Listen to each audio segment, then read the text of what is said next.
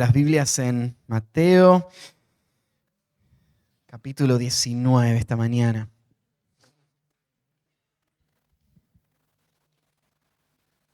Mateo 19.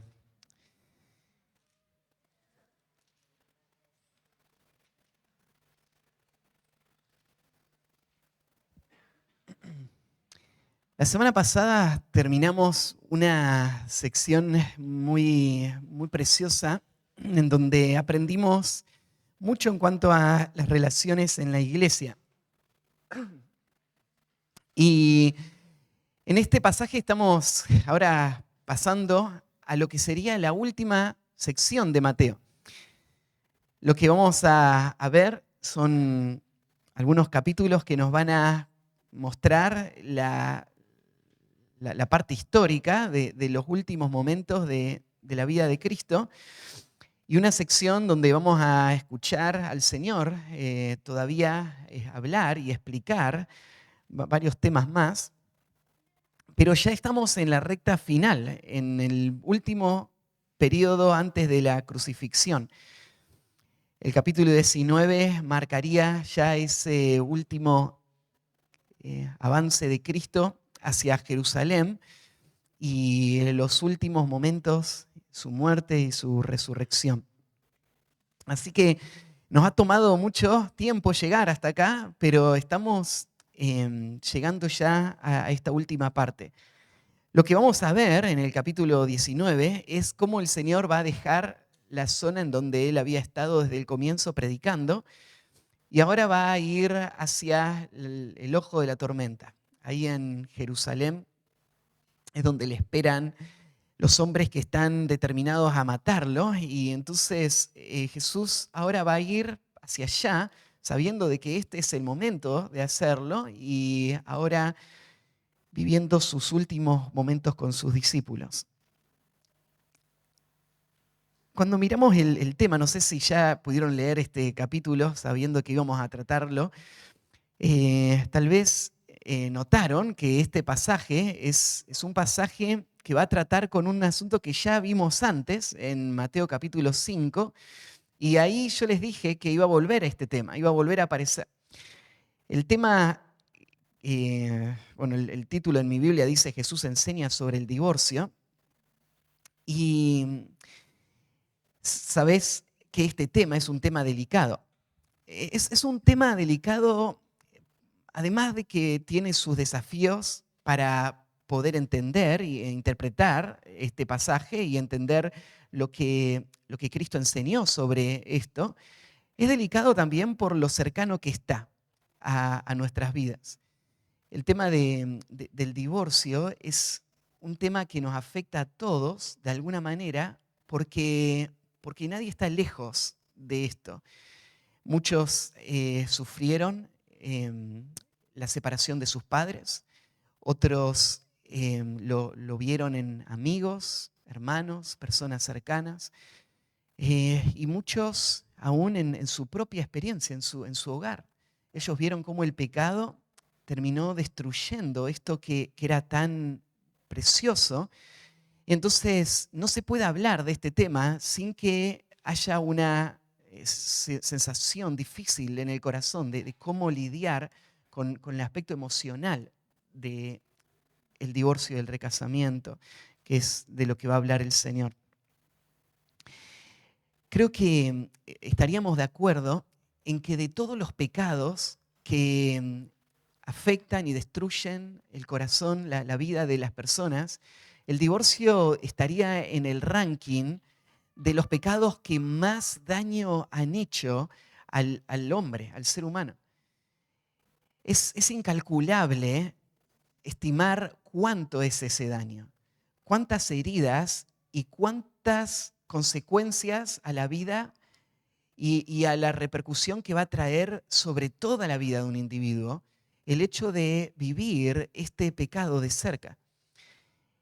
Este pecado es uno que, al haber hecho tanto daño, Dios lo va a tratar con mucha claridad. Y es algo que Cristo va a tratar también en este pasaje una vez más. Cuando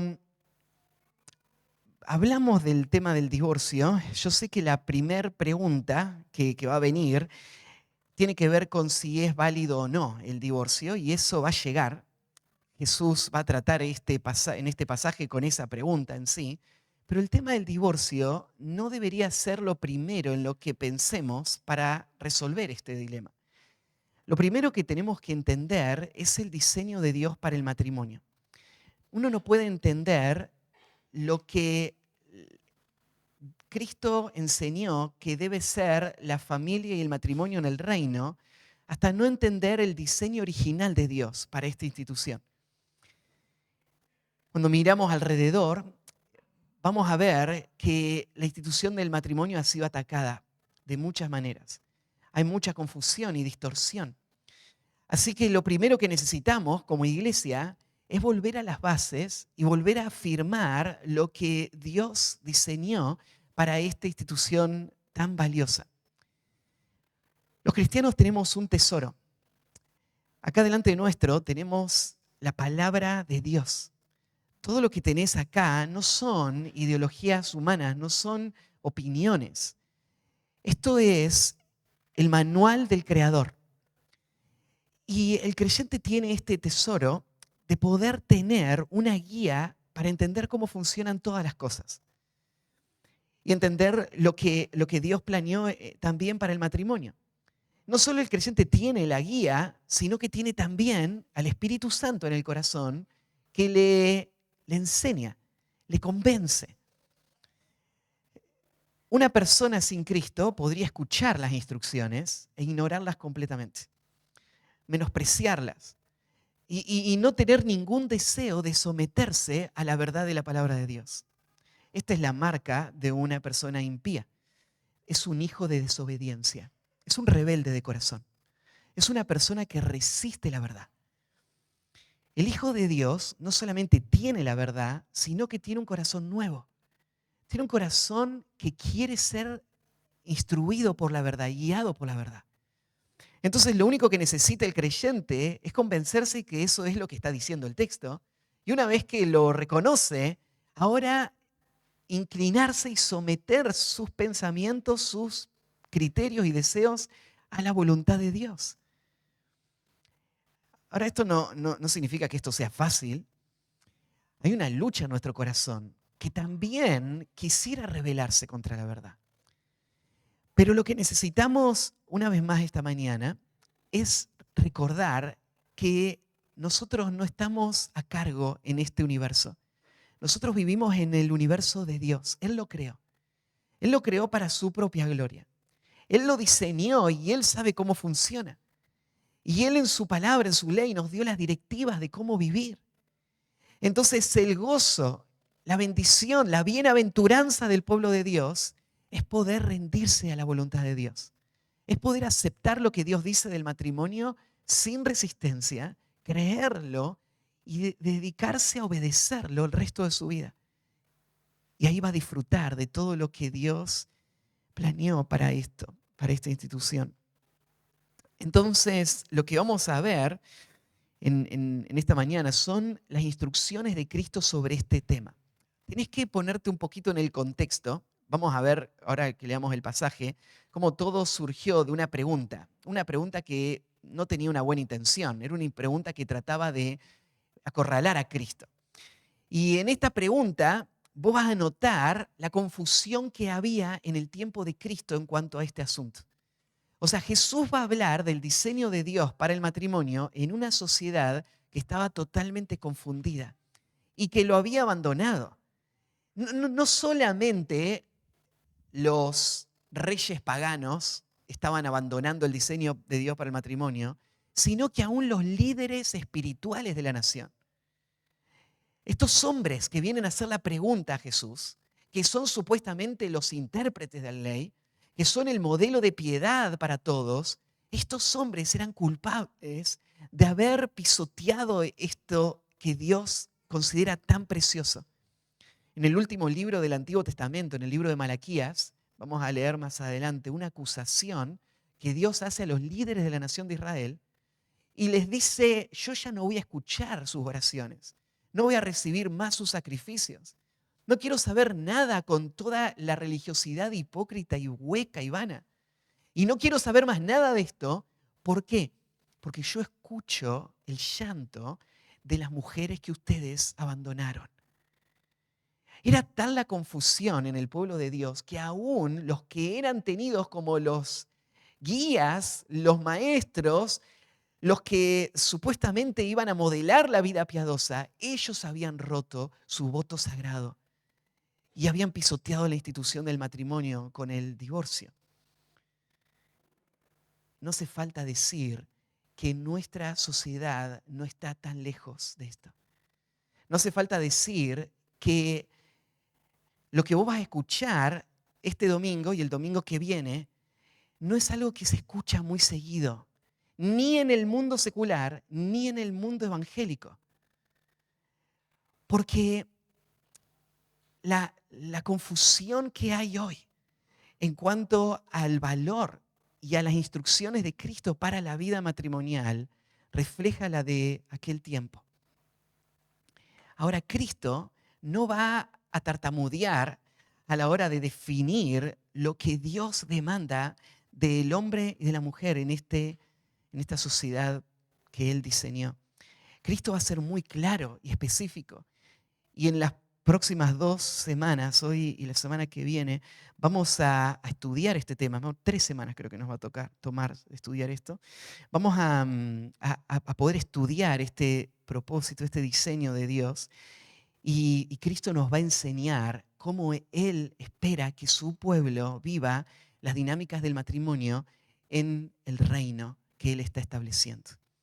Así que este es el título para el estudio de hoy, el matrimonio en el reino. El matrimonio en el reino. Hoy vamos a hablar sobre la primera parte de este pasaje, donde Cristo no va a tratar el tema del divorcio directamente, eso va a venir después. Cristo comienza hablando acerca de las bases del matrimonio bíblico, porque vos no podés entender el divorcio hasta no entender de qué se trata el matrimonio. Y de eso vamos a hablar hoy. La semana que viene vamos a meternos en esta tensión de cómo lidiar con el pecado que entra al matrimonio y cómo enfrentamos la dificultad de la vida del matrimonio y qué es lo que Cristo dijo en cuanto al divorcio y al recasamiento. Y la tercera semana vamos a hablar acerca de la soltería, porque este tema de lo radical que fue Cristo al hablar del matrimonio abrió la puerta para que los discípulos pensaran entonces que lo mejor sería no casarse. Y Jesús va a hablar sobre la soltería también. Así que por 3 semanas vamos a estar cubriendo este pasaje de Mateo 19, del 1 al 12. Vamos a leerlo todo hoy para tener todo el panorama y después vamos a estudiar esta mañana solamente del 1 al 6. Dice así la palabra de Dios. Aconteció que cuando Jesús terminó estas palabras, se alejó de Galilea y fue a las regiones de Judea, al otro lado del Jordán. Y le siguieron grandes multitudes y lo sanó allí. Entonces vinieron a él los fariseos tentándole y diciendo: ¿es lícito al hombre repudiar a su mujer por cualquier causa? Él respondiendo les dijo: ¿no habéis leído que el que los hizo al principio, varón y hembra los hizo?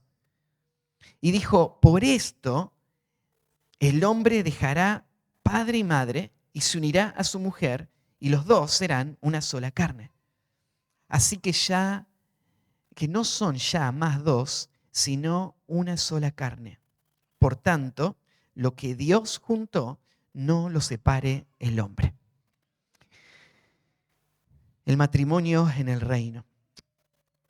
Vamos a ver 3 principios, tres llamados que quiero hacerte frente a las verdades que aparecen en este texto que describen el matrimonio como Dios lo diseñó. En primer lugar, confía en el interés genuino de Cristo por tu vida.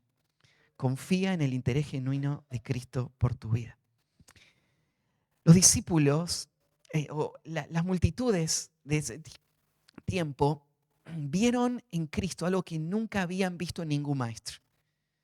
Como vamos a ver en este debate, vamos a ver de un lado a hombres que parecen muy celosos por la obediencia meticulosa de cada detalle. Pero como Jesús los va a acusar en otros pasajes, ellos atan grandes cargas sobre las personas, pero no están dispuestos a mover un solo dedo para llevarlas. Son personas sin compasión. Son pastores que solamente se alimentan del rebaño, pero no se interesan por ellos. Y vos tenés que ver que Jesús es un maestro totalmente distinto. Mateo se encarga de que vos lo veas en los primeros 2 versículos. Mira cómo describe la escena donde se va a dar esta conversación. Cuando Jesús hable sobre el matrimonio, Él lo va a hablar con esto en mente, con este contexto. Versículo 1 dice, aconteció que cuando Jesús terminó estas palabras, se alejó de Galilea y fue a las regiones de Judea, al otro lado del Jordán. Le siguieron grandes multitudes y los sanó allí. Presta atención a algunos detalles. Cuando menciona la primera parte ahí del versículo 1, que Jesús terminó estas palabras, está haciendo referencia a esa visita que Jesús hizo a Capernaum, donde estudiamos todo el capítulo 18 y todo lo que Jesús había enseñado ahí en la casa de Pedro. Y Mateo está conectando que ni bien Jesús terminó eso, ahora va a haber un cambio en su ministerio. Jesús va a alejarse de Galilea. Y si vos te fijás, Él no va a regresar a Galilea. De acá en adelante, ahora Jesús va a trasladar su ministerio al sur. ¿Se acuerdan que Galilea está en el norte? En el medio estaba la zona de Samaria y en el sur, al lado de lo que era el Mar Muerto, estaba la provincia de Judea. Ahí estaba Jerusalén. Jesús creció y vivió y hizo gran parte de su ministerio en el norte, en Galilea. Casi 3 años él estuvo ahí. ¿Se acuerdan que Galilea era el lugar más oscuro? El lugar de más paganismo, donde los del sur pensaban no hay nada bueno que puede salir de ahí. Todo está corrompido, es la zona, ¿no es cierto?, más despreciable de Israel. Y Jesús eligió ese lugar para pasar la mayor parte de su ministerio. ¿Y qué hizo mientras estaba ahí? Le sirvió. De una forma abnegada, incansable, recorrió todos esos rincones para hablarles el mensaje del reino. A esa gente. Gente que ningún maestro respetable hubiese amado, hubiese buscado. Jesús mostró su compasión hacia ellos. Y no solamente Jesús les predicó, Jesús los sanó. Y no solamente los sanó, sino que los tocó. Jesús puso su mano en el ojo que estaba ciego. Jesús tocó al hombre inmundo. Jesús estuvo entre ellos y les sirvió porque Él fue un reflejo de la gracia y la misericordia de Dios para un mundo perdido. No hay duda, Jesús hizo todo para que ellos vieran la gloria de Dios caminando en esas regiones. ¿Y qué hizo Galilea? La rechazó. Un pueblo tras otro. Jesús le va a decir, ay de ti, ay de ti, ay de ti, porque todo esto se hizo y aún así se endurecen. Jesús es un maestro como nunca existió, que combina la claridad del conocimiento y la instrucción con una vida que se interesa realmente por ellos y se entrega por ellos. Y Jesús tiene el poder para servirles y ayudarles. Pero claro, después de 2 años y medio, ahora llegó el momento de salir.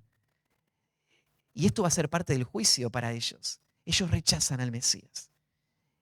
¿Y a dónde va a ir Jesús? Él se va a la región de Judea, al otro lado del Jordán.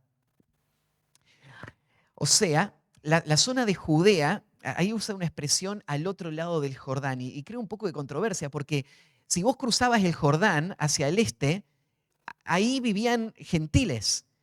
Estaba la zona de Decápolis, que mencionamos en un momento, donde la mayoría no eran judíos. La zona de Judea no estaba del otro lado del Jordán, estaba del otro lado de Samaria. ¿Por qué le llama acá del otro lado del Jordán? Bueno, es una cuestión de cómo era el viaje para llegar a Judea. La gente de Galilea no cruzaba Samaria para ir a Judea, sino que se cruzaba al lado gentil y caminaba del otro lado del Jordán y cruzaba de nuevo para entrar a Judea sin pisar Samaria. Para los judíos, Samaria era el lugar más eh, aberrante, el lugar más pecador con el que no querían tener nada que ver. Así que lo que está dando acá es esta imagen. Jesús va a seguir ese camino. Ahora, Jesús no está rechazando a los samaritanos. Vamos a ver el ministerio de Jesús con los samaritanos en varios pasajes. Entonces, lo que está haciendo Jesús ahora es haciendo un recorrido, que era el recorrido natural que hubiese llevado cualquier judío para ir a esta zona. Ahí en Judea, Jesús iba a encontrar con más oposición. Ahí en Judea estaban los hombres que estaban buscando la ocasión para matarle. ¿Se acuerdan que cada vez que venían los fariseos de Jerusalén, venían con ataques? Jesús sabía que allá en Jerusalén le esperaba toda esta oposición. Pero Él va igual. Él va igual porque Él vino a morir, pero Él va igual porque la luz no fue prendida para esconderse, ¿no? Y Jesús va a ser una luz en el lugar más oscuro y Él va a ir a la ciudad de Jerusalén a hablar la verdad de Dios, el mensaje de Dios. Y dice el versículo 2 que le siguieron grandes multitudes. Por un lado, vos ves que en el ministerio de Cristo su popularidad parece ir menguando. Pero aún ahora Jesús está terminando su ministerio y todavía hay mucha gente que lo sigue. ¿Por qué lo siguen a Jesús? Bueno, ya explicamos, esta gente está esperando que Jesús les libre de la opresión romana. Esta gente está buscando que Jesús le ayude con sus necesidades inmediatas. Quieren que les sane, quieren que les den de comer. Esta gente no está preocupada por el reino de Dios, está preocupada con sus propios intereses, con sus propios reinos. Entonces, esta gente que no está ahí porque realmente son discípulos de Cristo, está ahí simplemente porque les conviene estar cerca de Jesús. Y están con esa expectativa de que Jesús haga algo con el imperio romano. Jesús está yendo a Jerusalén, así que este es el momento. Ahora va a venir la liberación probablemente. Ahora Jesús conoce los corazones. Él sabe lo duro que son los corazones de estas personas. Él sabe que en algunos meses van a estar gritando ellos, crucifíquenle. Los mismos que ahora le están rodeando. Y entonces lo que te llama la atención es la última expresión, ¿no? Y los sanó allí. ¿Te das cuenta que aun cuando están buscando matarlo, aun cuando hay tanta hipocresía, aun cuando va a haber un rechazo tan abierto y directo, Jesús sigue con esa misma disposición a servir y a curar? Ahí ese los sanó, ahí se está refiriendo a todos los que venían enfermos. Y esto de nuevo muestra el poder que Jesús tenía para hacer que lo que el pecado había destruido sea restaurado. Jesús era poderoso para hacerlo y tenía la intención de hacerlo. Así que venían toda esta gente y Él estaba dedicado a sanar, a aliviar. Este pasaje entonces tiene que ver con el matrimonio y el divorcio. Pero tenés que ver el corazón del hombre que va a hablar del matrimonio y el divorcio. Es el corazón de un hombre compasivo. Es el corazón de un hombre que no está buscando sus intereses, sino que se está entregando por completo para rescatar a este pueblo de lo que el pecado hizo. Es un hombre que está viviendo para ellos, está entregándose por ellos.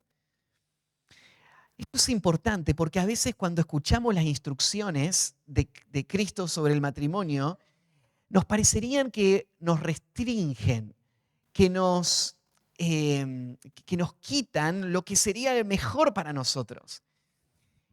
Y es importante que veas el corazón de Cristo detrás de estas instrucciones. Él es el que sabe cómo funciona. Él es el que vino a restaurar. Él es el que está yendo en contra de toda una cultura de engaño. Y Él viene a sanar. El versículo 3, en ese contexto, mientras Jesús estaba enseñando y estaba sanando a todas las personas, van a aparecer entonces los fariseos. Y este sería el segundo punto.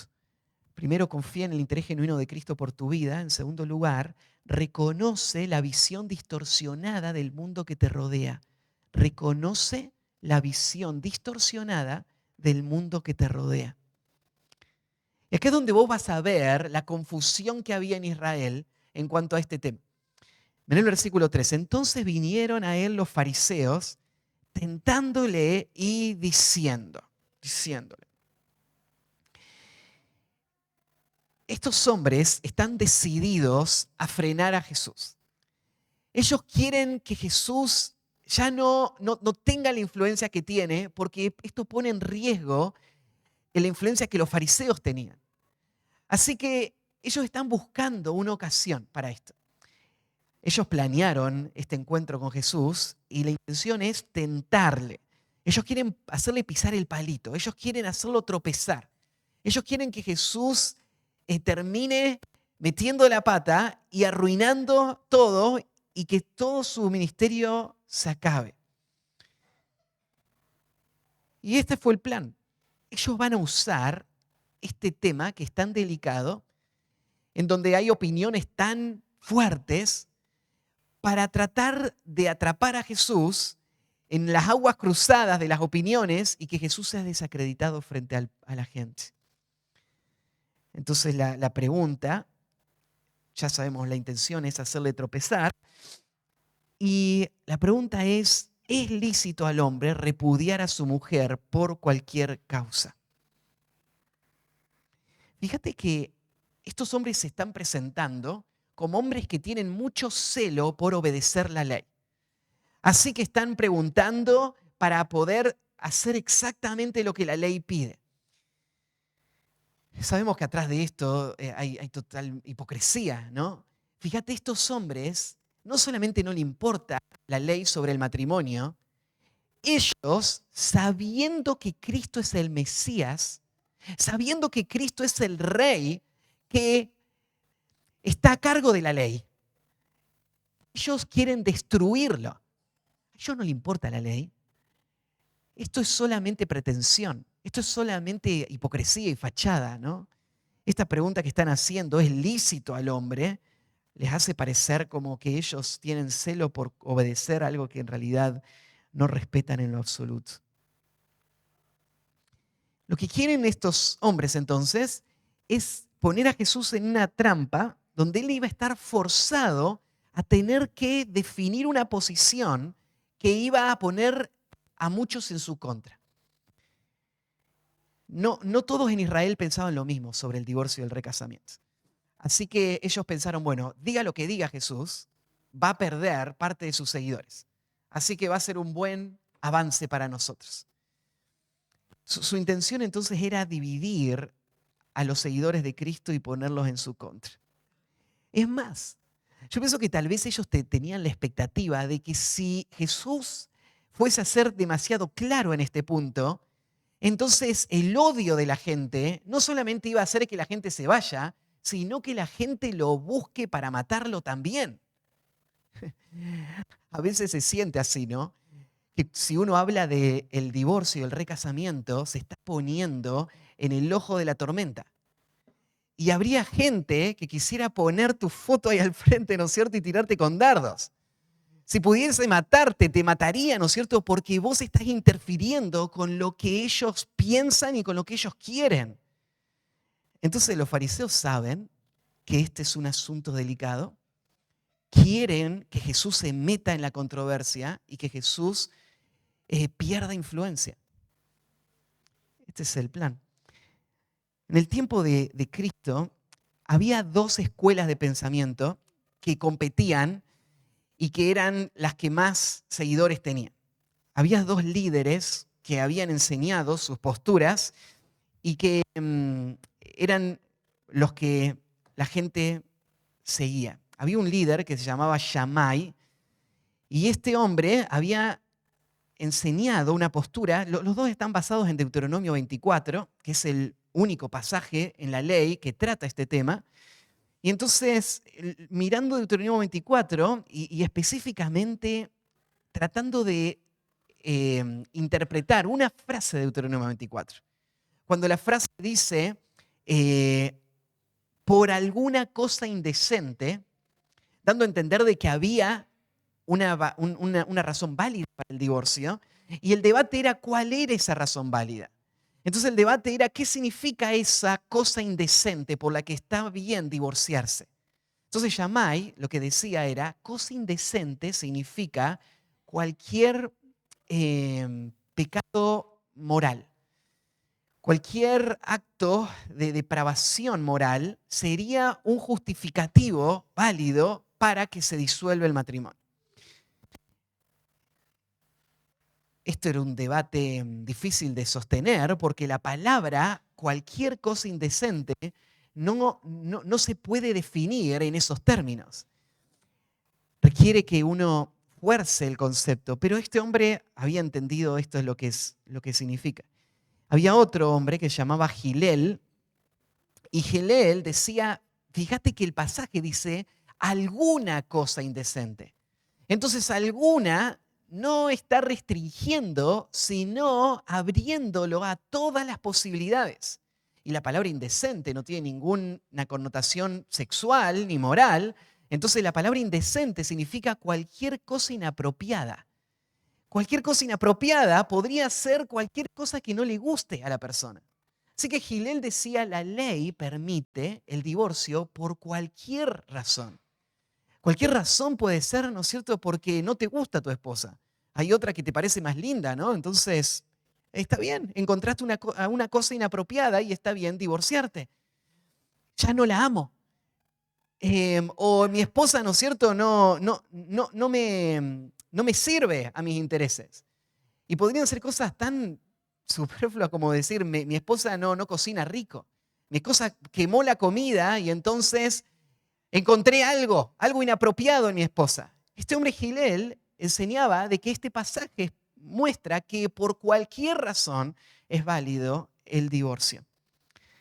Entonces, ahí estaba la gente en el tiempo de Jesús. Miraban el pasaje de Deuteronomio 24 y entendían, Dios dijo que nos divorciemos. La pregunta importante es, ¿en qué condiciones sería apropiado divorciarse? Fíjate algo también en esta pregunta que le hacen. Dice, ¿es lícito al hombre repudiar a su mujer? Esta pregunta no tiene que ver con si es lícito que la mujer se separe del hombre. Esta pregunta no está hecha en ambos lados, sino es específica y exclusiva para el hombre. ¿Por qué es que los fariseos hacen esta pregunta de esta manera? ¿Por qué los fariseos preguntan si es lícito que el hombre abandone a su mujer? Bueno, porque en la mente de ellos era totalmente inimaginable que una mujer tenga cualquier derecho a abandonar a su esposo. Las culturas antiguas eran en su mayoría culturas que pisoteaban a la mujer, que despreciaban a la mujer, que no trataban a la mujer en igualdad de condiciones. Si vos mirás todos los códigos de leyes antiguos, hay leyes que funcionan de una forma para la mujer y de otra para el hombre. No son ciudadanos en la misma categoría. La mujer no tiene los mismos derechos que los hombres. La ley de las escrituras es la que rompe con todo eso y trata al hombre y a la mujer como iguales delante de Dios. Pero estos hombres seguían pensando como su entorno. Estos hombres no estaban pensando en Dios y en la gloria de Dios. Estos estaban pensando en ellos y en sus intereses. Entonces ellos querían defender que ellos sí se podían divorciar de sus esposas. Ahora, si mi esposa se divorciaría de mí, eso es pecado siempre, ¿no? Esto es lo natural cuando un hombre es egoísta y piensa en sí mismo. Si su esposa le sería infiel, esto sería un acto imperdonable, pero él está esperando que la esposa sea paciente y le perdone a él por su infidelidad, ¿no? Este pensamiento de pensar en nuestros intereses y nuestros beneficios ha permeado a la cultura y el mundo desde el comienzo. Entonces la pregunta no es si está bien el divorcio, porque ellos piensan que para la mujer nunca está bien el divorcio, ¿sí? No hay ningún pasaje que haga esta pregunta. Esta pregunta específicamente es si el hombre se puede divorciar o puede despedir a su mujer. La palabra repudiar significa literalmente dejar en libertad o enviar o despedir. La palabra en sí no parece mostrar la gravedad del hecho, ¿no? Es como liberar de las responsabilidades matrimoniales. Pero en realidad lo que estaba haciendo un hombre con su mujer cuando la liberaba era dejarla totalmente desprotegida y vulnerable en un mundo en el que no iba a poder sobrevivir esta mujer. En el mundo antiguo las mujeres no funcionaban socialmente como hoy, y entonces una mujer sola era una mujer que estaba a la deriva, era una mujer que iba a terminar en la calle mendigando y que iba a terminar como Ruth o Noemí, tratando de subsistir con lo que encontraban. No tenían amparo, protección, cuidado. Estas eran mujeres vulnerables. Entonces, este hombre la liberaba, pero en realidad lo que estaba haciendo este hombre era condenando a esta mujer a esta vida de limitaciones y aún necesidades enormes sin considerar en lo absoluto sus intereses. Él estaba pensando solo en sí mismo. Y la pregunta termina: ¿es lícito al hombre repudiar a su mujer por cualquier causa? Esta es la parte importante de la pregunta. Porque ellos no tenían duda de que sí estaba permitido el divorcio. Lo que estaban preguntando era en cuál condición, en qué situación es permitido el divorcio. Y el debate era en algunas situaciones, como por ejemplo la infidelidad o un acto de inmoralidad, o por el otro lado es cualquier razón, ¿no es cierto? Ya no hay amor, así que nos separamos, o cualquier razón, ¿no es cierto? Contra algún motivo o en contra de cualquier motivo se puede tomar esta decisión. Fíjate hasta dónde había caído la distorsión del el diseño de Dios para el matrimonio, en donde los líderes de la nación, los que se paraban todos los sábados para explicarle la palabra al pueblo y guiarles, ellos ni siquiera consideraban que el matrimonio se deba proteger. Estaban simplemente debatiendo en qué circunstancias puedo dejar mi compromiso con esta mujer y dejarla a la deriva para vivir para mí mismo. El pasaje que les había citado antes está en Malaquías capítulo 2, versículo 14.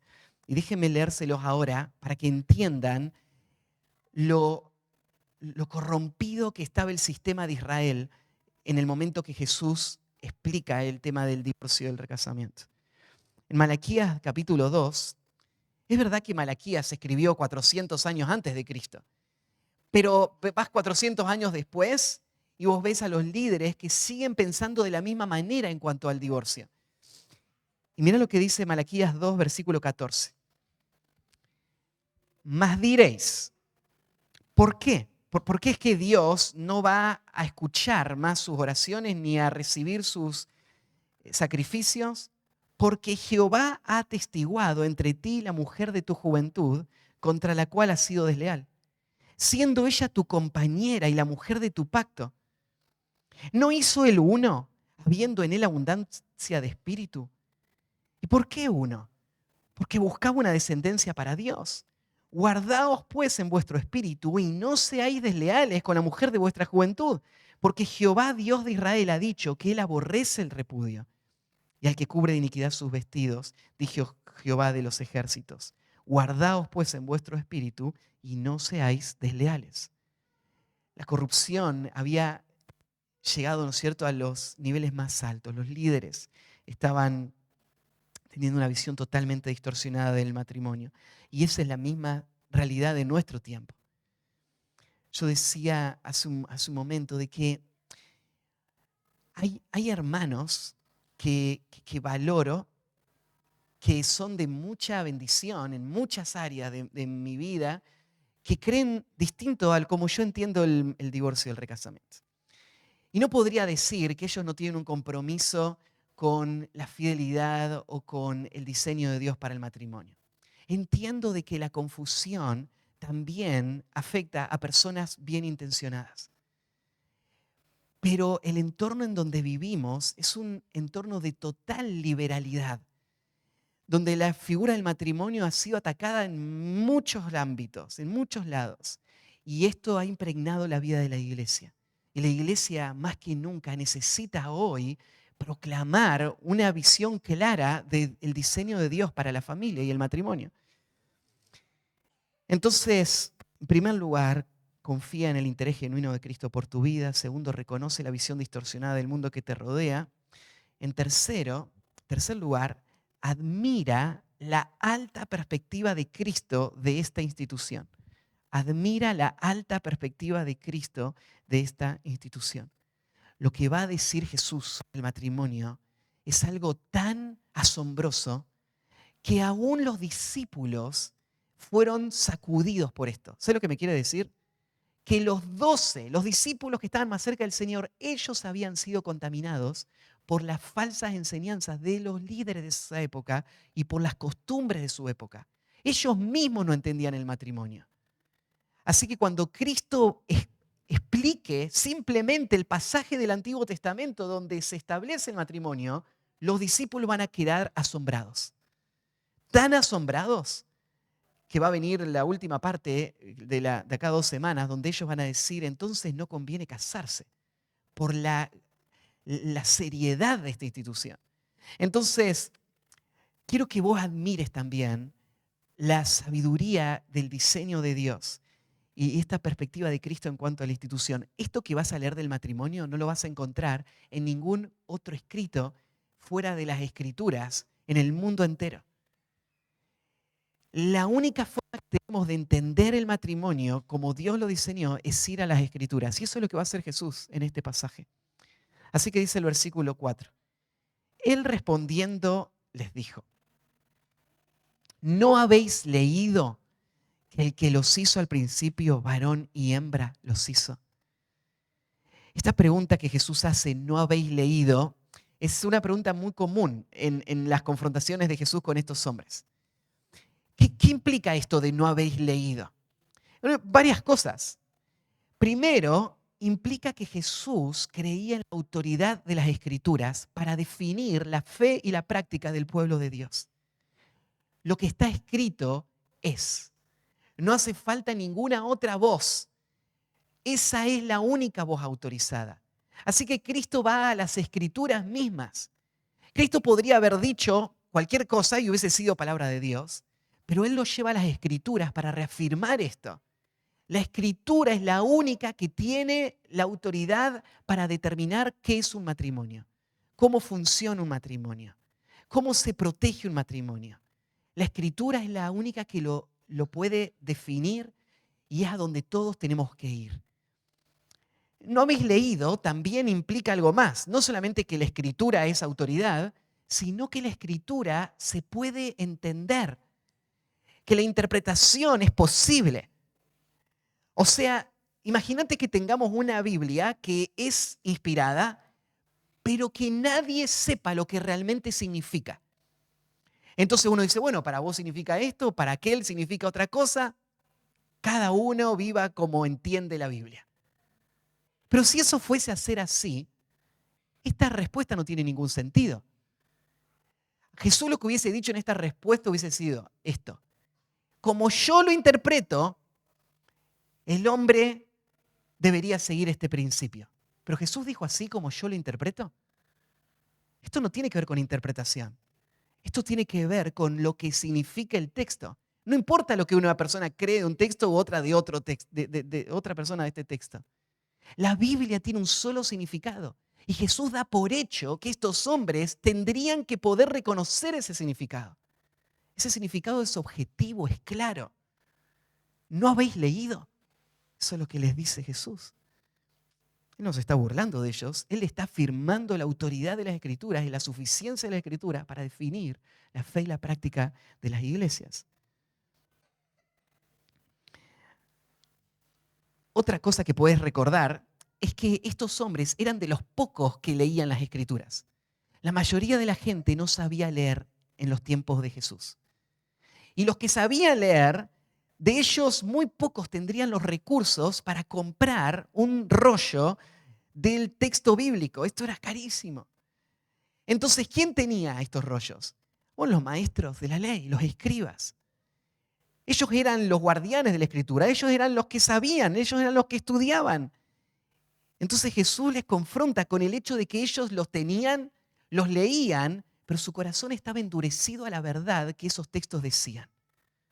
Una persona puede tener la Biblia, puede leerla y buscar lo que significa el texto, pero si no tiene un corazón dócil, si no tiene la disposición a someterse a la verdad, si solamente quiere mostrar una religiosidad hipócrita y aparente, esa persona nunca va a conocer la verdad.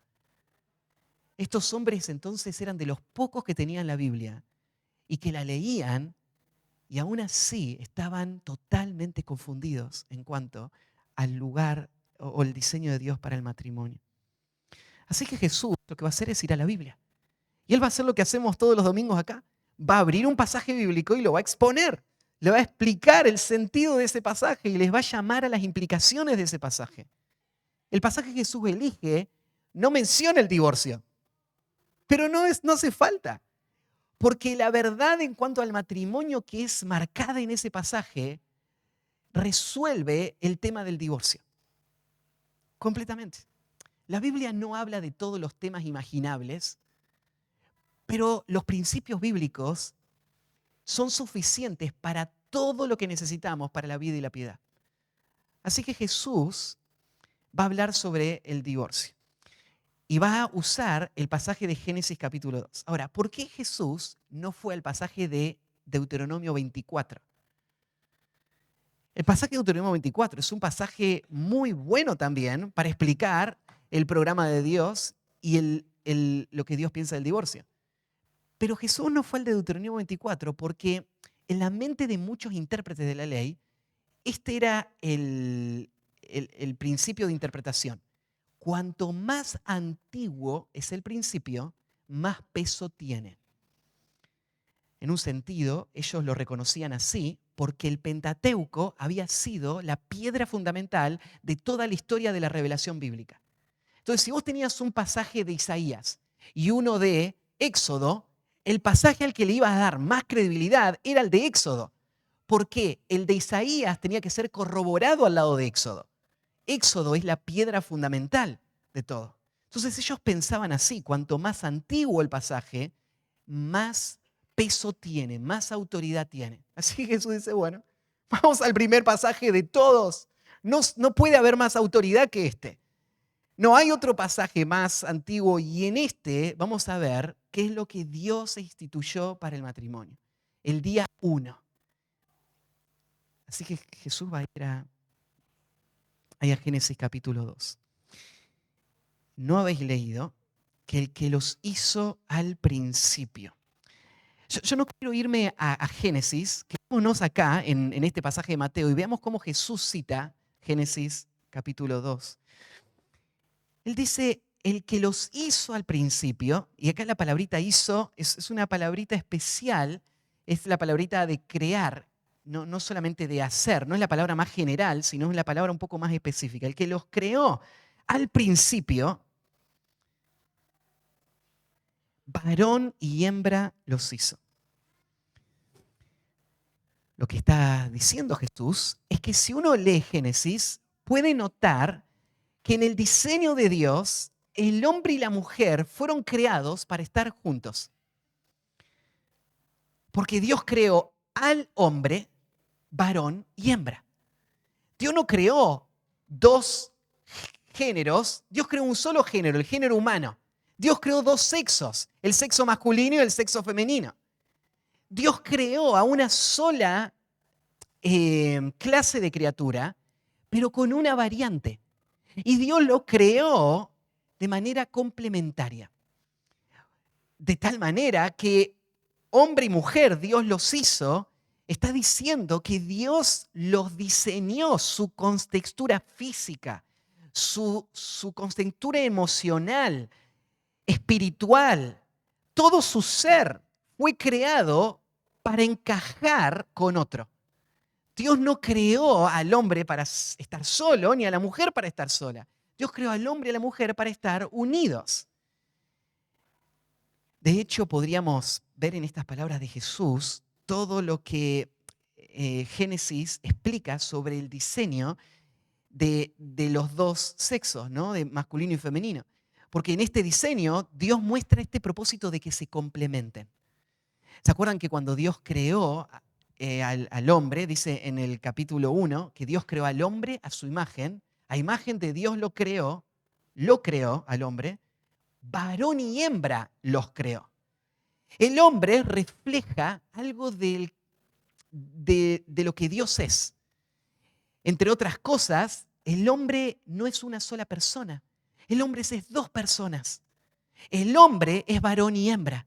En ese pasaje está mostrando que Dios los diseñó para estar juntos y complementarse. Y la unidad que alcancen sea una unidad que refleje aún la unidad de la deidad. La unidad es un hombre en dos sexos, varón y hembra. Claro, en el capítulo 2 nos explica cómo fue el proceso de creación. Porque Dios no los hizo a los dos a la misma vez. No los hizo de manera simultánea, el hombre y la mujer, ¿no? Dios creó al hombre del polvo de la tierra, formando su cuerpo y soplando en su nariz aliento de vida. Y Dios le dio al hombre un rol, una tarea. Antes de que Dios creara a la mujer, Dios lo puso al hombre a gobernar este mundo. Y esto se ve, por ejemplo, en el hecho que Dios le dice que le ponga nombre a todos los animales. ¿Sabes lo que le está diciendo Dios? Adán, vos sos responsable por todos. Vos no le ponés un nombre a la mascota de tu vecino, ¿no? Vos le ponés nombre a tu perrito. Porque es él el tuyo, ¿no? Adán, ¿a quién le puso nombre? A todos los animales. ¿Sabes lo que quiere decir? Todos los animales estaban bajo la administración de Adán. Él era la persona que recibió este mandato: sojuzgad la tierra y llenarla. Él recibió este mandato, pero había un problema. No era bueno que el hombre esté solo. El hombre no puede cumplir este llamado de Dios porque Dios no lo diseñó para estar solo. Entonces, ¿qué hizo Dios? Una ayuda idónea. Y ustedes recuerdan que la palabra ayuda idónea refleja el hecho de que la mujer es compatible con el hombre. A diferencia de los animales, la mujer fue creada igual que el hombre, para encajar perfectamente con el hombre. Entonces la mujer fue tomada del costado del hombre y hecha un hombre femenino, un hombre hembra. Y este hombre, que es masculino y femenino, ahora van a ser unidos por Dios en el primer matrimonio. Y ahí es donde Jesús está yendo. No leyeron cómo Dios diseñó la relación del hombre y la mujer. ¿Saben que Malaquías, el pasaje que leímos también antes, si vuelven ahí a Malaquías capítulo 2, Malaquías también hace referencia a la creación como un argumento para defender que Dios tenía este propósito de una relación inquebrantable y permanente.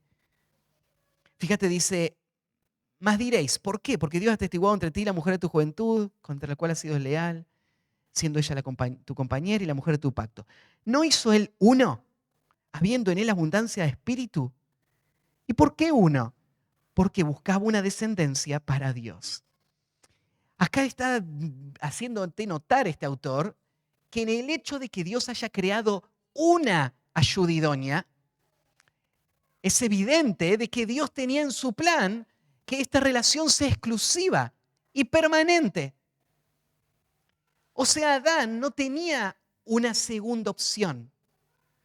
Si esto no funciona, entonces vemos con la que sigue. Porque no había nadie después. No existía nadie más. Había una sola. Y Dios lo hizo así, habiendo en Dios abundancia de espíritu. Él podría haber creado muchísimas mujeres. Pero Él creó una sola. ¿Y por qué, dice Malaquías, hace esa pregunta? Porque Dios buscaba una descendencia. Dios diseñó el matrimonio para que a través del matrimonio se formen los hijos. que iban a ser una parte clave del programa de redención de Dios. Entonces, para que los hijos se formen de la manera en que Dios quería, esta relación tenía que mantenerse. Y por eso Dios no le dio opción a Adán. No le dio una segunda alternativa. No hay segunda alternativa para Adán.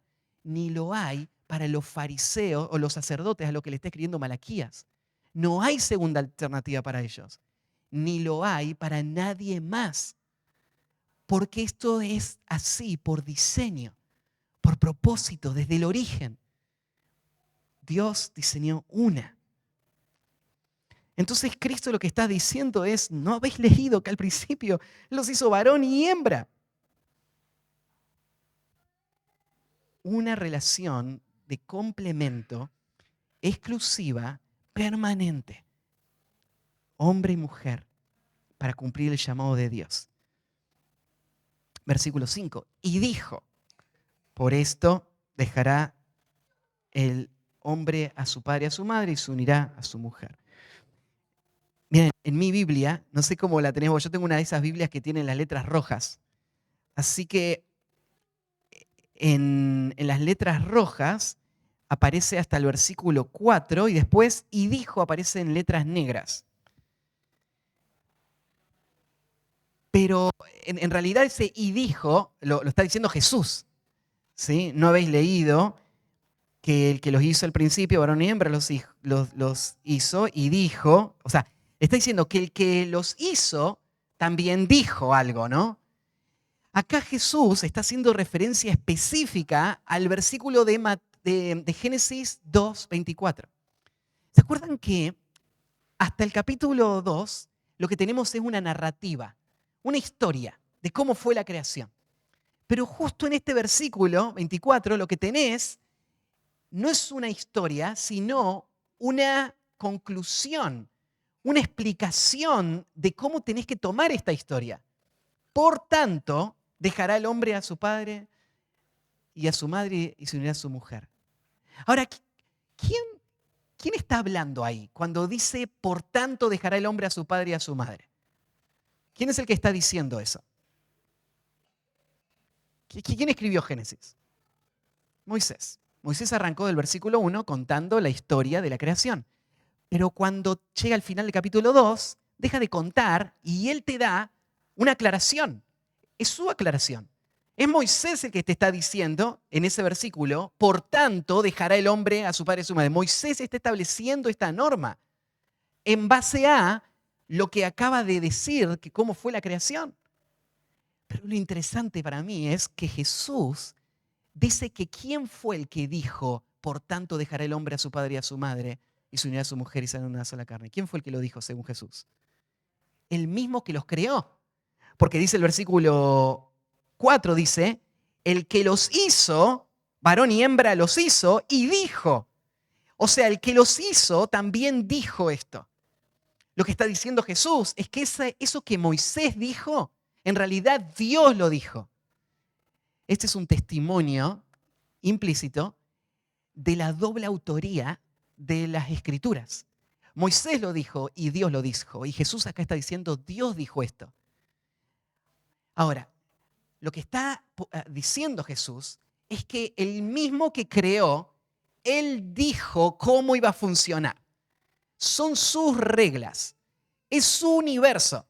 Él tiene la libertad de hacer lo que Él quiere en su universo y Él fue el que planeó cómo iba a funcionar. Así que ahora nos da la ley de cómo tiene que ser. El funcionamiento de un matrimonio no lo define una sociedad. No tiene que ver con las leyes de un país. No tiene que ver con las preferencias de un individuo. Las leyes para el matrimonio fueron dadas por Dios con la autoridad de ser Él el creador. El mismo que los hizo varón y hembra, los diseñó de esta manera, Él dijo cómo iban a funcionar. ¿Y qué es lo que dijo Dios? Por esto el hombre dejará padre y madre. Esto que va a decir Jesús es permanente. Esto mismo aparece en Efesios 5:31 como la regla que sigue siendo verdad hoy. Es la instrucción del Creador para todos los tiempos de cómo debe funcionar el matrimonio. Y ustedes lo han escuchado muchas veces en en los casamientos, donde yo he explicado este pasaje, pero déjeme pasarlo una vez más, ¿sí? Porque este pasaje es el fundamento del matrimonio que hace que entendamos después el tema de la pregunta del divorcio y el recasamiento. Así que hay 3 principios que establece Dios, Moisés, Jesús afirma en cuanto al matrimonio. Primero, el hombre debe dejar a su padre y a su madre. Nota esto, nota que este mandamiento comienza poniendo al hombre masculino como el responsable de la formación de este nuevo matrimonio. El hombre va a dejar, el hombre va a tomar y van a ser una sola carne. Pues sí, este es totalmente machista, ¿no es cierto? Que es el hombre el que decide cómo va a ser todo. No, la mujer también tiene un lugar en la formación de un matrimonio, ¿no? ¿Cuál es el lugar de la mujer? Asentir.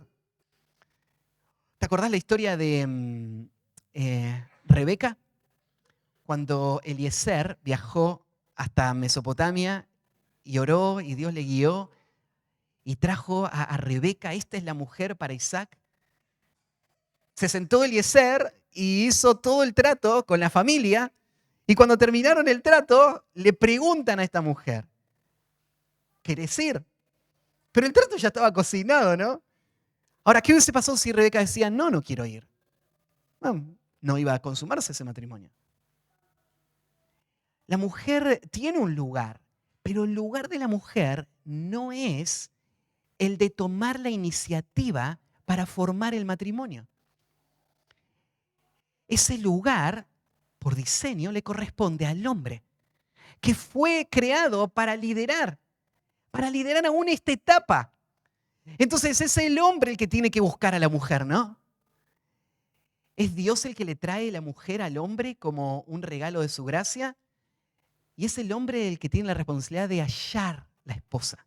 Y el que halla la esposa, halla el bien. ¿Y la responsabilidad de la mujer cuál es? Ser hallada.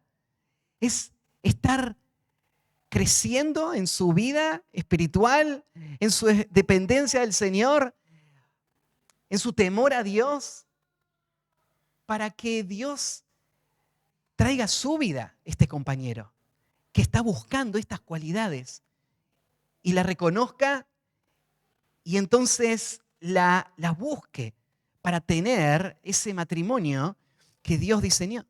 Entonces el hombre dejará a su padre y a su madre y se unirá a su mujer. Este pasaje está puesto desde la perspectiva del hombre y esto no tiene nada que ver con machismo. Esto tiene que ver con funciones, con diseño, con características que Dios puso desde la creación y Él es el que establece cómo va a funcionar. Entonces, ¿qué va a hacer el hombre? El hombre va a dejar. La palabra dejar tiene que ver con dejar atrás. O a veces hasta se traduce con el sentido de desamparar. Ahora, esta palabra podría confundir porque uno diría, ¿y entonces qué? ¿Este hombre va a olvidarse de sus padres? ¿Va a dejarlos sin ningún cuidado cuando ellos lo necesiten? ¿Va a desampararlos? No, esa no es la intención del pasaje. Dejar no niega la responsabilidad de honrar. Todos los pasajes siguen señalando esto. Los hijos honran a sus padres toda su vida. Pero sí hay un cambio de compromisos y prioridades que sucede en el momento de la formación de este nuevo matrimonio que ahora se explica con este término. Es dejar. Es un cambio radical de esos compromisos y prioridades. Los padres han tenido un rol crítico en la vida de estos jóvenes. Los han acompañado, los han guiado, les han enseñado, han provisto para ellos. Pero en este momento está habiendo una transición que los padres mismos tienen que alentar y tienen que reconocer la importancia de esta transición. Entonces, esta transición lo que va a marcar no es que los hijos van a amar menos a los padres, sino en primer lugar va a marcar que están haciendo una nueva familia. Una familia que es distinta y separada de la otra, con una nueva figura de liderazgo, con una nueva dinámica propia. Entonces tiene que haber una distinción. No es una extensión de la familia, no es que se agranda la familia, es otra familia. ¿Sí? Aunque nunca van a dejar de honrarlo y de respetarlos, van a buscar el consejo de ellos y van a disfrutar de compartir con ellos, pero sí, en el momento de formar este nuevo hogar, van a dejar de ser guiados por ellos. Van a dejar la figura de la autoridad de esa familia, donde el padre, el esposo era la cabeza de ese hogar, y ahora van a formar un nuevo hogar donde hay una nueva cabeza, hay una nueva autoridad. Y lo que va a marcar es que en ese nuevo hogar no debe haber ningún compromiso externo a la autonomía de ese matrimonio. La relación esposo-esposa se vuelve primaria frente a la relación padre e hijo. Entonces, el hecho de que vos ames a tus padres tiene que ser sujeto a esta realidad. Tu relación con tu esposa o con tu esposo ahora es prioritaria. Prioritaria significa de que no debe ser comprometida por ninguna influencia externa. Y debe ser así por una cuestión de diseño de Dios. Cuando vos pensás en por qué tiene que ser primero mi relación con mi esposa y no mi relación con mi papá o con mi mamá, es porque cuando Dios creó el mundo, lo primero que Dios creó fue el matrimonio y después la paternidad. ¿Qué viene primero, el huevo o la gallina? ¿Qué viene primero? ¿Ser esposo o ser hijo? Bíblicamente es ser esposo viene primero y ser hijo viene después. Entonces, así funciona en la vida social. Ser esposo viene primero, ser hijo viene después. Ser esposo viene primero, ser padre viene después. Tus hijos reciben el resultado de la relación matrimonial, no son la prioridad de la familia. El matrimonio es la prioridad. Dejará padre y madre, sería este principio de esta relación que va ahora a estar en el centro de la vida. Segundo, el hombre no solamente debe dejar a padre y madre, el hombre también debe unirse a su mujer. Y se unirá a su mujer. El término griego que usa Jesús acá para unir puede tener el sentido de asociación. Y está bien el término, porque el término puede marcar un compromiso en esa asociación. Yo tengo que ser leal y fiel a este pacto o esta relación que tenemos. Pero el término hebreo me parece que es todavía más contundente. El término hebreo es un término que tiene el sentido de pegar, quedar pegado. Y se usa en muchos contextos. Se usa en el contexto, por ejemplo, de un soldado que va a la guerra y está peleando con tanto ímpetu y hay tantos heridos y la sangre está volando por todos lados que al final le queda pegada la espada a la mano y no se la puede sacar a la espada. Terminó la guerra, ¿no es cierto? Pero tiene la espada ahí y tiene que abrirse la mano para tirarla.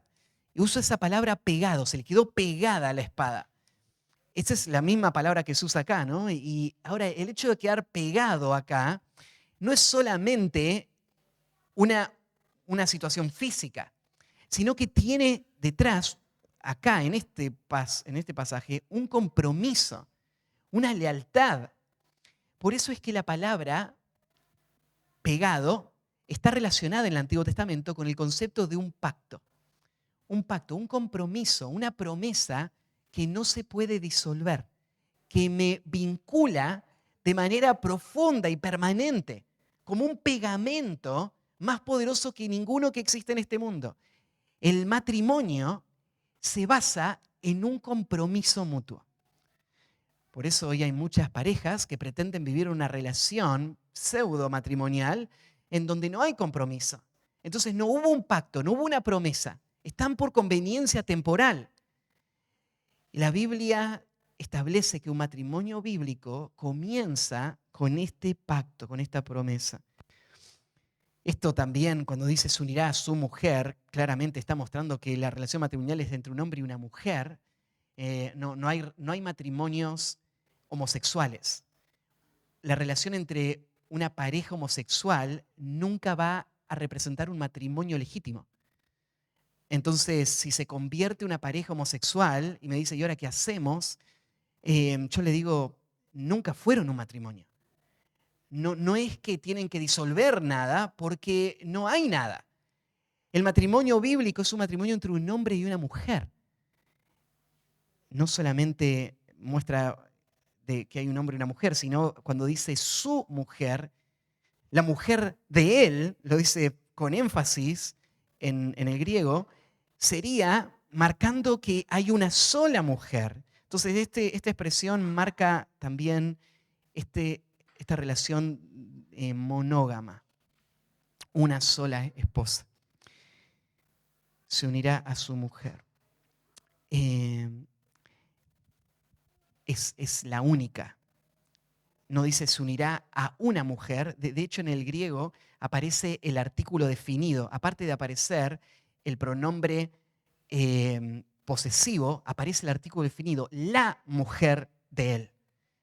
No dice se unirá a una mujer, sino que se unirá a la mujer de él.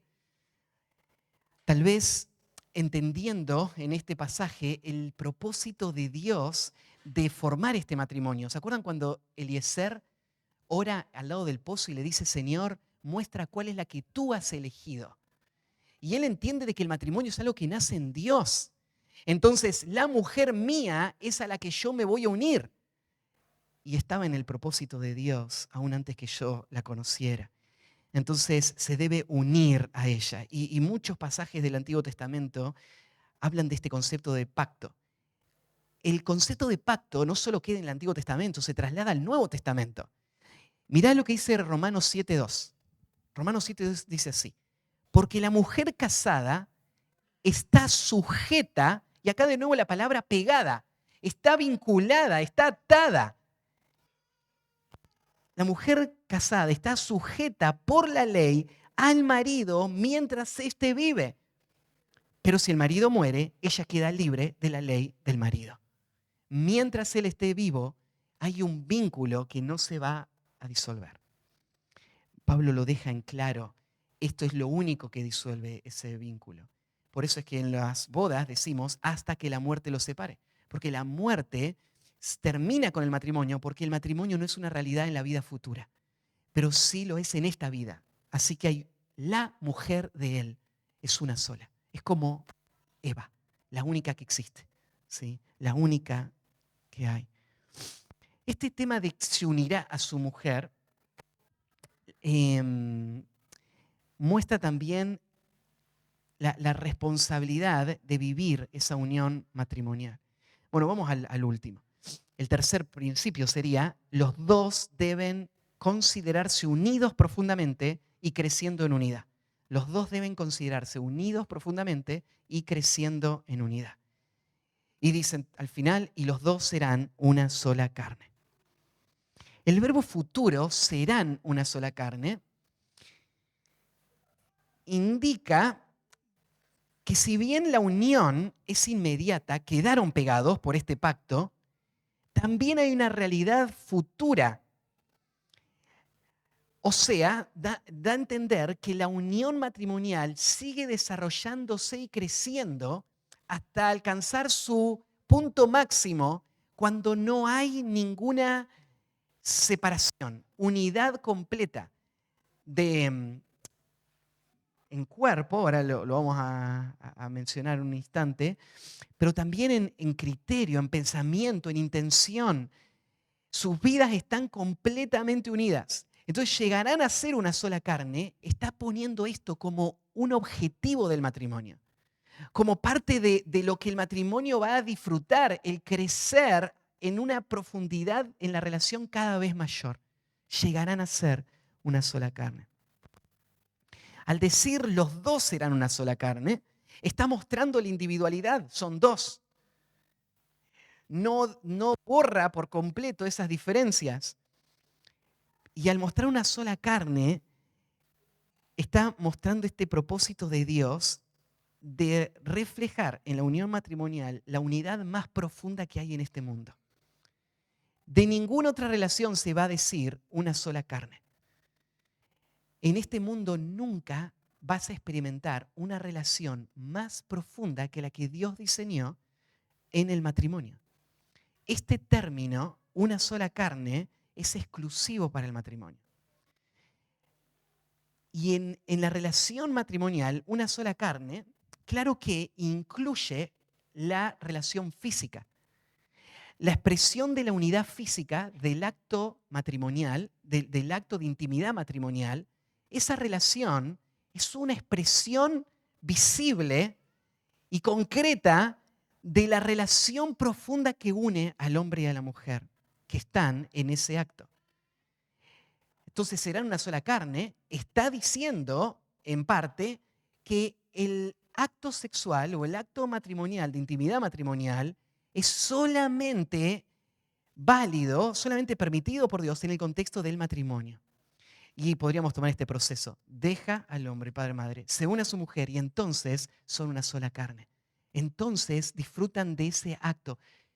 Entonces, bíblicamente, toda actividad sexual fuera del matrimonio es una perversión del diseño de Dios. Es pecado. No hay nada que sea inofensivo o bueno o necesario. Solo dentro del matrimonio Dios diseñó esa vinculación. Pero claro, intimidad y unidad es más que solamente la parte física. Es una unidad en compañerismo. Cuando dice no es bueno que el hombre esté solo, muestra esta relación de compañerismo. Es una unidad de propósito. Cuando dice que le haré ayuda idónea, muestra esta unidad de propósito, la mujer complementando al hombre. Y hay una unidad de identidad también. Cuando Adán dice, esto es hueso de mis huesos y carne de mi carne, él le está reconociendo como él mismo.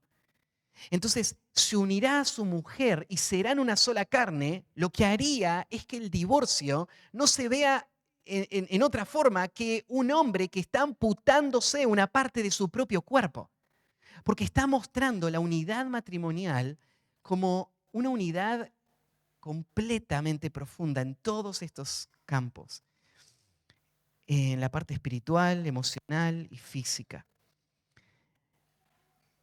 Así que, llega el versículo 6. Acá va a estar la respuesta a la pregunta inicial. Jesús arrancó no por defender el divorcio o el no divorcio, él arrancó poniendo la base de qué es el matrimonio, cómo Dios diseñó el matrimonio, para qué propósito Dios lo diseñó, cómo funciona el matrimonio. Si entendemos eso, entonces ahora lo próximo es natural. Es la conclusión lógica. Ese así que muestra esto. Hay una relación con lo que acaba de decir ahora con esta conclusión. Así que no son ya más dos, sino una sola carne. Fíjate ese no son, así que no son ya más dos. Lo que está diciendo es ya no más. O sea, ya nunca más. Ese ya no más es algo irreversible. No es ahora no son, sino ya no son. Ya no son más, ya nunca más son dos. Sino una sola carne. Entonces, ahora el verbo está en tiempo presente, son una sola carne, mostrando de que el tercer principio que vimos no es algo que hay que esperar, que un día va a suceder, sino que ya es una realidad, pero que debe desarrollarse. Ya son una sola carne y lo van a hacer perpetuamente. Ya no son más dos. Ese es el veredicto. Ya nunca más. Por tanto, y de nuevo este por tanto trae otra conclusión lógica. Si ya no son más dos y no son uno, entonces lo que Dios juntó no lo separe el hombre. Ahí la expresión juntó es una palabra que literalmente significa poner bajo el mismo yugo. Y nosotros tenemos una palabra en español que es cónyuge, y acá la palabra griega es exactamente esa. es lo que Dios puso bajo el mismo yugo, no lo separe hombre. Saben que en muchas culturas antiguas, dentro de la ceremonia de bodas, se usaba alguna imagen gráfica para representar lo que estaba pasando. Y se usaban algunas que a nosotros nos parecieron un poco raros. Hoy usamos nosotros la velita que prenden los dos o la sal que tiran. ¿Sabes lo que hacían en el mundo antiguo? Agarraban literalmente un yugo, ponían a la pareja ahí y le ponían el yugo encima. No se ve muy romántica esa imagen, ¿no? Vos te gustaría pensar en el matrimonio como algo hermoso, ¿no es cierto? Que vas a disfrutar y te están poniendo arriba un yugo. Es que lo que te están reflejando es este principio. De esto se trata el matrimonio. Mira, lo que mantiene unido al matrimonio no es principalmente una atracción, no es una emoción pasajera, sino que es un compromiso a un pacto, a un propósito de Dios. Y entonces, ahí está gráfico. A veces usaban otro que era, bueno, a veces ustedes han visto en algunas últimas bodas los cordones de 3 dobleces que están ahí ataditos. A veces no sé si han visto en algunos círculos que ponen las manos los novios y los atan con alguna soga. En aquel tiempo usaban cadenas, lo agarraban y lo encadenaban al matrimonio. Y de nuevo, no es para decir, uy, ahora terminó mi libertad, porque la verdad es que uno nunca es libre. Somos esclavos de Cristo y vivimos para otros. No es que te casaste y te terminó tu libertad, pero te casaste y quedaste perpetuamente ligado por Dios a esta relación de la cual no se puede salir. Es una cadena que te ata. Es un yugo que te pusieron encima y somos dos en este yugo. Y estamos debajo de este yugo por el resto de nuestra vida. Hay algo interesante. El término, el artículo el hombre, no aparece ese artículo. O sea, lo podríamos traducir de esta manera. Por tanto, lo que Dios juntó, no lo separe hombre. O sea, hombre. Hombre alguno. Hombres tan débiles y sin entendimiento, sin autoridad. ¿Podés comparar a Dios y al hombre? Si Dios es el que lo unió, ¿puede haber algún hombre que rompe esa cadena? ¿Que quite ese yugo? ¿Puede haber algún juez que pueda declararte libre de lo que Dios unió? ¿Puede haber algún pastor que te dé la bendición y la autoridad y valide una separación que Dios fue el que instituyó? Y ahora hay un imperativo de parte de Dios. Lo que Dios juntó, no lo separe el hombre. Hombre, no lo separe. Esto es una orden de no permitir que ningún ser humano, en ninguna circunstancia, se atreva a atentar contra ese vínculo que Dios mismo produjo. No hay ninguna autoridad de ningún hombre para esto. Entonces Jesús está siendo muy contundente con sus palabras. Como les decía, Jesús está chocando con todos. Aún sus discípulos están asombrados con lo que Él está diciendo. Así que el asunto principal para el Señor no es el divorcio, sino el matrimonio. El propósito de Dios para el matrimonio es que estén unidos en un vínculo indestructible de unidad profunda.